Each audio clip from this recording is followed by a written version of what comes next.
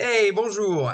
La neuro, est-ce que c'est réellement efficace d'un point de vue scientifique ou est-ce que c'est plutôt ésotérique? Et c'est la question à laquelle on va répondre aujourd'hui dans ce quart d'heure neuro. Salut les gars. Salut. Salut. Oh oui. Coordination exemplaire, super. J'ai cru être au cinéma avec un son digital Dolby Surround. Alors, qu'est-ce que vous en pensez? Est-ce que déjà, vous pensez qu'il faut absolument qu'il y ait une étude scientifique pour valider un travail que l'on peut faire, que ce soit physique ou neurologique, en salle Euh, de sport? je sais qu'à un moment donné, tôt ou tard, dans ce quart d'heure neuro, il va y avoir la fameuse citation de Pouliquen qui disait qu'il s'il devait attendre les articles scientifiques pour valider tout ce qu'il a fait, il serait passé à côté de médailles olympiques, etc. On va laisser Romain le dire. Mais en vrai, faut pas Alors, ça oublier y est. que faut pas oublier une Joli. chose, c'est que tes articles viennent d'une hypothèse de terrain. Et cette hypothèse de terrain, tu l'as déjà vue sur le terrain. Donc, c'est peut-être quelque chose qui existe déjà. C'est juste que l'article qui vient juste mettre en lumière et valider scientifiquement ce que tu vois déjà sur le terrain. Donc, Ouais. de base, je te dirais déjà oui. Validé ou invalidé. Ou invalider, ouais, c'est ça. Ouais. Tout à fait. Parce qu'il y Après, a ça des études, dépend du il y a des protocole études aussi. qui confirment et des études qui infirment, donc complètement. Yes. Vas-y, Romain, tu voulais dire quelque chose? Je crois qu'on D'accord. avec moi, on me voit. Non, Hein. Non, c'est non, bon. on te voit Ouais, bien, on c'est te bon. voit bien. Ok, moi, je parlerai tout simplement de choses très simples. Tu vas prendre, par exemple, le cervelet. Tout le monde, je pense, connaît le cervelet. Le cervelet, tu vas prendre un livre et tu vas même sur YouTube, il y a les fonctions du cervelet. S'il y a des fonctions, c'est qu'on peut tester ces fonctions. Si on peut tester ces fonctions, c'est qu'on peut travailler sur ces fonctions. Et donc, du coup, la neuro, la posturo, les réflexes archaïques, ben, quelque part, c'est un peu ça, en fait. C'est redéfinir, enfin, regarder le branchement de toutes ces choses, on va dire, les branchements du tronc cérébral, du cervelet, des différents lobes, etc., à quoi ils servent, venir faire du testing sur les fonctions, et si les fonctions ne sont pas optimales pour un sportif sur le terrain, aller travailler dessus de manière à normaliser un système. Mais donc, du coup, ça fait belle lurette qu'on a étudié le cervelet, et bien évidemment que ça évolue, et qu'on n'est pas arrivé au bout. Mais c'est le propre des sciences humaines, si on peut dire. Ça revient à voir qu'un biceps te permet de faire une flexion de l'avant-bras au bras et c'est prouvé par un article scientifique qu'un biceps curl va travailler ton biceps. Ben, ça te permet juste de faire ça en fait. Hmm. Et Et Adrien, surtout il que, aime bien que je parle de biceps. Je vois son surtout qu'elle sourire et est, tout. oui, non, mais c'est bien, c'est ton truc de référence, biceps. On comprend pas pourquoi ils sont toujours aussi petits alors que tu adores en parler. Non, mais je pense que, ouais, en fait, on est des gens qui ont besoin d'avoir un retour, une preuve sociale. Voilà. L'être humain a besoin d'une preuve sociale. Vous avez besoin de témoignages pour vous dire, ah bah tiens, je peux acheter tel produit, ou tiens, il faut que mes amis m'aient dit, ce truc-là, je vais dire une bêtise, mais ce nouveau blender là pour faire de la cuisine, il est génial et tout. Si vous avez cinq six amis qui vous l'ont dit, bah, ça vous fait de la preuve sociale et vous allez le croire. Bon, en fait, quand une étude scientifique, c'est à peu près ça. On a testé plein de gens qui ont eu des effets positifs ou pas. Et donc là, on a un retour dessus. Et on a vraiment besoin de ces preuves sociales pour avancer. Donc moi, je dirais, on n'a pas forcément besoin d'études scientifiques pour pouvoir travailler sur quelque chose, parce on voit la différence quand on fait des exercices neuro, vous travaillez sur le système vestibulaire, vous voyez une amélioration immédiate, que ce soit au niveau de la force de la chaîne postérieure, au niveau de votre schéma postural en extension, ou même au niveau tout simplement de votre équilibre, ou de la souplesse de la chaîne Mm. postérieure. Vous n'avez pas besoin d'une étude scientifique pour le prouver. Vous le voyez. Après, vous allez dire, ouais, mais c'est un effet placebo, etc. On s'en moque. De toute façon, l'effet placebo, c'est la première chose qui va fonctionner dans n'importe quel suivi, dans n'importe quelle chose que vous allez faire dans votre vie. Donc, OK, l'effet placebo, il est existant et c'est très, très bien.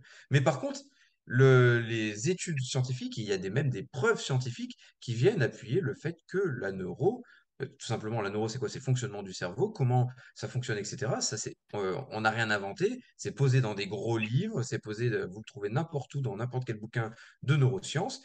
Vous voyez comment ça fonctionne, et il y a énormément d'études qui viennent le corréler, mais énormément d'études. On n'est pas là à dire, il y a une ou deux études un peu bancales médicales qui viennent dire que oui, un débalancement postural, ça peut créer ça, ça, ça. Non, on est sur peut-être des centaines d'études qui font un lien entre la posture, entre la position du corps, entre l'éveil du système sensoriel et l'impact que ça peut avoir sur nous. Par exemple, là, si moi je vous sors des études là sur la respiration qui est liée à la régulation de l'équilibre et notre état émotionnel. Donc on sait, la respiration, c'est une des choses qu'on bosse en premier chez Labo RNP, et bah, notamment aussi l'équilibre avec le système vestibulaire, etc. On a quand même 15 études qui viennent juste parler de ça, de l'état, le lien qui existe entre respiration, équilibre et état émotionnel. C'est énorme, hein, 15 Les études. études, c'est Et les 15 études qu'on a dans notre manuel. Je on pense t'entend qu'il y en plus, Romain. Ah. Si, moi, j'entends. Mais en fait, c'est des études en a. plus là que moi j'ai collectées, en tout cas sur ce domaine-là, pour pouvoir l'amener dans labo hypnose. Donc voilà, parce qu'on fait le lien entre le neurosensoriel, en gros, et les états émotionnels. Là, on a d'autres études qui disent, par exemple, une personne qui a de l'anxiété, donc vous savez, qui peut avoir un réflexe de peur paralysante ou un réflexe de Moro qui est encore présent, donc émotionnellement, il y a eu un traumatisme, etc.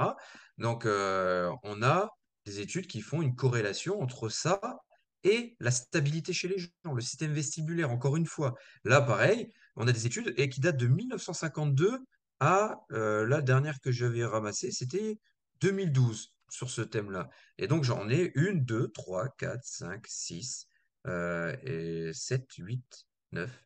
Donc voilà. Et donc, des gens comme Gagé, qui sont des références dans la posture, comme des autres personnes qui sont juste des neuroscientifiques et qui ont fait des études là-dessus.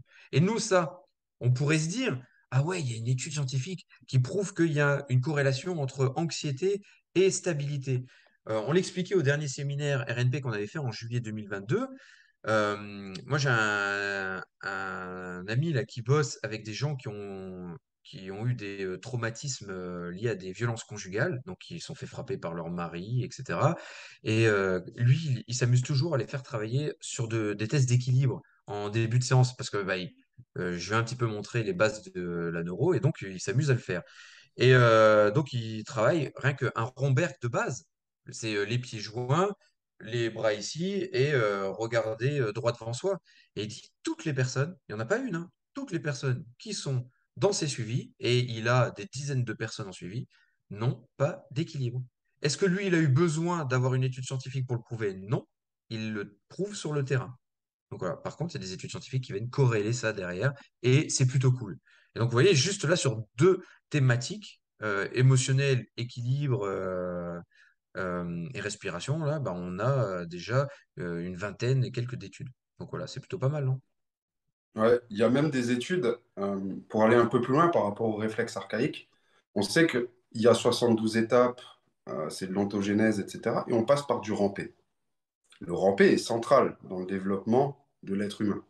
Il y a des études qui mettent en avant de manière rétrospective et de manière en cohorte l'association entre le fait de ramper comme le premier mode de mobilisation et de mobilisation dans le sens en anglais déplacement et la présentation d'instabilité chronique de l'épaule.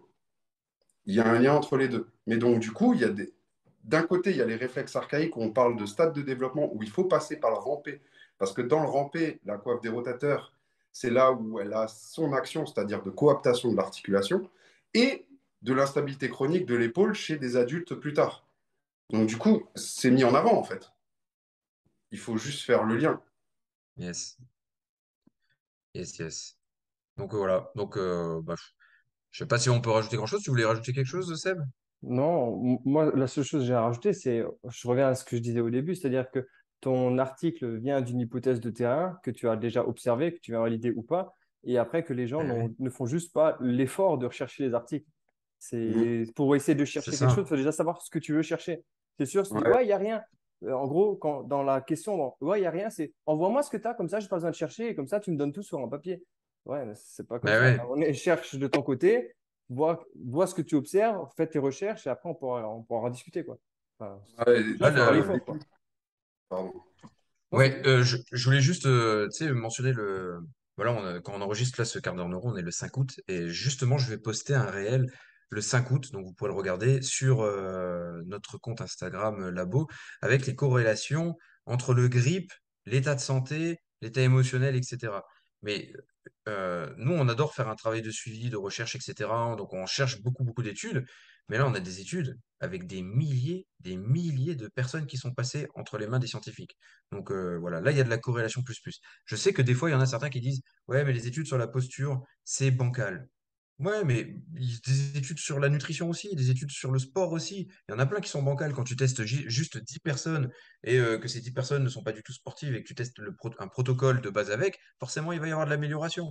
Non, là, c'est des études avec des milliers de personnes qui ont des suivis au cours de leur vie, comme les réflexes archaïques. Il y a des études qui sortent sur les réflexes archaïques où ce sont des gens qui sont suivis pendant 10-15 ans. Donc voilà, là, on a quand même, il y a du poids dans ces études et ça nous permet quand même d'avoir des bonnes bases. Donc voilà. Et toutes ces études, on essaie de les référer dans la formation Labo RNP. Ouais. Et pour revenir sur ce qu'a introduit Seb, Charles Poliquin, feu Charles Poliquin, qui était un très très grand préparateur physique, il a commencé à utiliser les clusters 7 dans les années 80. Les clusters 7, la première validation qu'on a pu avoir, c'est en 2009. Il le dit lui-même dans une de ses interviews, si j'avais attendu la science, j'aurais peut-être pas eu le nombre de médailles olympiques que j'ai eu. Voilà.